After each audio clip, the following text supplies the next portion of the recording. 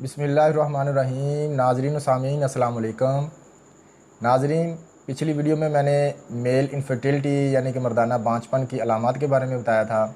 तो आज की इस वीडियो में मैं मेल इनफर्टिलिटी यानी कि मर्दाना बांझपन, मर्दाना जरासीम की कमी, स्पर्म्स का काउंट में कम होना, तो उसकी कुछ मेन कॉजेज़ के बारे में बताऊँगा। तो वीडियो स्टार्ट करने से पहले मेरी आपसे रिक्वेस्ट है कि अगर आपने अभी तक मेरे चैनल को सब्सक्राइब नहीं किया तो इसे सब्सक्राइब करें, ताकि मेरी हेल्थ से रिलेटेड जो वीडियोज़ हैं वो आपको मिलती रहें। चलें अपनी वीडियो स्टार्ट करते हैं। मर्दाना बांझपन यानी कि मर्द हज़रात जो हैं उनके स्पर्म्स की तादाद का कम होना, मर्दाना जरासीम का कम होना, उसकी क्या क्या वजूहात हैं, तो आज की इस वीडियो में मैं उनके बारे में बताऊँगा। तो उसकी जो मेन कॉजेज़ हैं वो मैं आपसे शेयर कर रहा हूँ। 3 तरह की मेन वजूहात हैं जिनकी वजह से मर्दाना जरासीम जो हैं वो कम हो रहे होते हैं या कम हो चुके होते हैं। तो नंबर 1 पर है मेडिकल कॉजेज़, नंबर 2 पर है एनवायरमेंटल कॉजेज़ और नंबर 3 पर आपका लाइफस्टाइल है। तो सबसे पहले हम मेडिकल कॉजेज़ के बारे में बात करेंगे। तो मेडिकल कॉजेज़ में नंबर 1 पर वेरिकोसेल है। ये एक टेस्टिस से रिलेटेड एक डिज़ीज़ है, तो इसके बारे में हम बाद में बात करेंगे। दूसरे नंबर पर है इन्फेक्शन। अगर आपको किसी किस्म की कोई इन्फेक्शन हो, जिस तरह मर्द हज़रात में गनोरिया, सफ़ील्स यानी कि वो सुजाक वगैरह के प्रॉब्लम्स होते हैं, तो उस वजह से भी जो स्पर्म काउंट है वो कम होना शुरू हो जाते हैं। अगर आपका डिस्चार्ज येलो कलर का है तो इसका मतलब है कि आपको इन्फेक्शन है। तो इसके बाद आता है लो हार्मोन्स यानी कि हार्मोनल इम्बैलेंस। तो मर्दों के लिए testosterone, FSH follicle stimulating hormone, LH luteinizing hormone, ये तीनों हार्मोन्स बहुत ज़्यादा इंपॉर्टेंट होते हैं। तो इनमें से किसी की कमी भी या ज़्यादती जो है वो प्रॉब्लम क्रिएट करती है। टेस्टोस्टेरोन हार्मोन, जैसा कि आप जानते हैं, बहुत ज़्यादा इंपॉर्टेंट का हामिल है। तो ये बहुत इंपॉर्टेंस रखता है मर्दाना ताकत के लिए, जरासीम को एक्टिव रखने के लिए, जरासीम की मोटेलिटी के लिए। तो अगर इसकी कमी होगी तो जो आपके मर्दाना जरासीम हैं वो कमज़ोर होना शुरू हो जाएंगे, उनकी जो काउंट है वो कम होना शुरू हो जाएगा।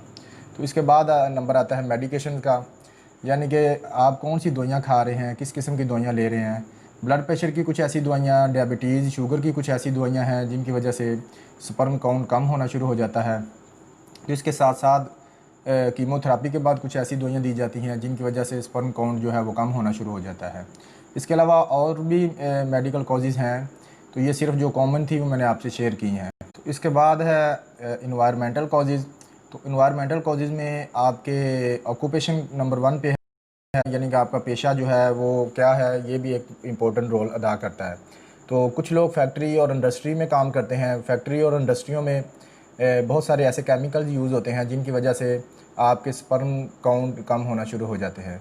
और इसके अलावा अगर आप खेतों में काम करते हैं और खेतों में आप मुख्तलिफ़ किस्म के पेस्टिसाइड्स यानी कि कीड़े मार अद्वियात का स्प्रे करते रहते हैं, तो आप प्रॉपर मास्क वगैरह यूज़ नहीं करते, आपके सांस के साथ साथ स्प्रे जो है कीड़े मार अद्वियात जो हैं वो आपके जिस्म के अंदर जा रही होती हैं, तो इनसे भी स्पर्म काउंट का प्रॉब्लम हो सकता है।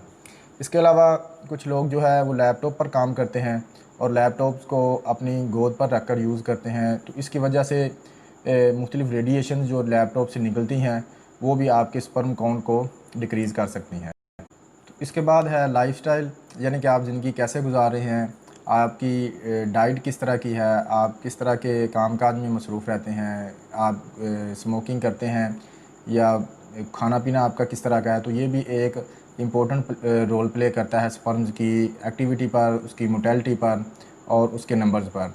तो डाइट में अगर आपकी डाइट के थ्रू प्रॉपर न्यूट्रिशन नहीं मिल रही, तो ऐसे एसेंशियल ज़रूरी विटामिन्स नहीं मिल रहे जो स्पर्म की हेल्थ और क्वालिटी को इम्प्रूव कर सकते हैं, तो भी आपके स्पर्म्स की क्वांटिटी, क्वालिटी और मोटेलिटी जो है वो अफेक्ट हो सकती है और जो आपके स्पर्म्स हैं वो काउंट में कम होना शुरू हो जाते हैं।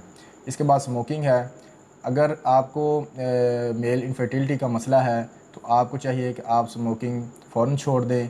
स्मोकिंग के अंदर जो है सिगरेट आती है या मुख्तलिफ़ किस्म के हुक्के और मुख्तलिफ़ किस्म के लोग शीशा यूज़ कर रहे होते हैं, तो इनके जो तंबाकू होता है उसमें निकोटीन मौजूद होता है। तो निकोटीन की वजह से जो स्पर्म्स हैं वो कम्प्लीटली तौर पर डिस्ट्रॉय हो जाते हैं। तो आपको चाहिए, अगर आप मेल इनफर्टिलिटी के प्रॉब्लम का शिकार हैं, तो स्मोकिंग जो है वो फ़ौरन छोड़ दें। तो लाइफस्टाइल में अगला पॉइंट जो है वो वेट का है। अगर आप बहुत ज़्यादा ओबीस्ट हैं, आप ओवरवेट हैं, बहुत ज़्यादा मोटापे का शिकार हैं, तो आपका जो स्पर्म काउंट है वो डेफिनेटली इफ़ेक्ट होता है। मोटापे की वजह से जो स्पर्म का डीएनए है वो भी इफ़ेक्ट होता है। तो इसके बाद आता है एक्सरसाइज। अगर आपका लाइफस्टाइल ऐसा है कि आप हर वक्त बैठे रहते हैं, वर्जिश नहीं करते, तो इससे भी स्पर्म की क्वालिटी जो है वो इफ़ेक्ट होती है। अगर आप चाहते हैं कि आपकी स्पर्म की क्वालिटी, क्वांटिटी और इनकी मोटेलिटी इंप्रूव हो, तो आपको जो है वो हैवी एक्सरसाइज जो है वो करना चाहिए।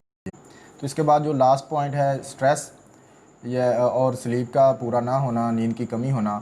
स्ट्रेस की वजह से अगर आपको रात को नींद नहीं आती, तो इसकी वजह से आपका जो एड्रेनल ग्लैंड है, जहाँ से ये सारे हार्मोन्स प्रोड्यूस होते हैं, तो ये जो हार्मोन्स हैं फिर इफ़ेक्टिवली काम नहीं करते, जिसकी वजह से हार्मोनल इम्बैलेंस हो जाता है। तो भरपूर नींद जो है वो बहुत ज़रूरी है।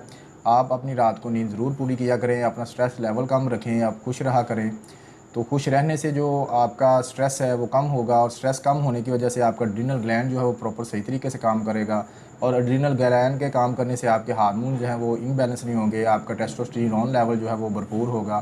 तो टेस्टोस्टेरोन लेवल जैसे ही आपका पूरा होगा, तो आपके जो मर्दाना जरासीम हैं, स्पर्म्स हैं, तो उनकी जो क्वालिटी है, क्वांटिटी है और उनके जो काउंट हैं वो इंक्रीज़ होना शुरू हो जाएंगे। तो नाज़रीन, ये कुछ कॉजेज़ थी मेन जो मैंने आपसे शेयर की हैं। इसके अलावा और भी कॉजेज़ हो सकती हैं।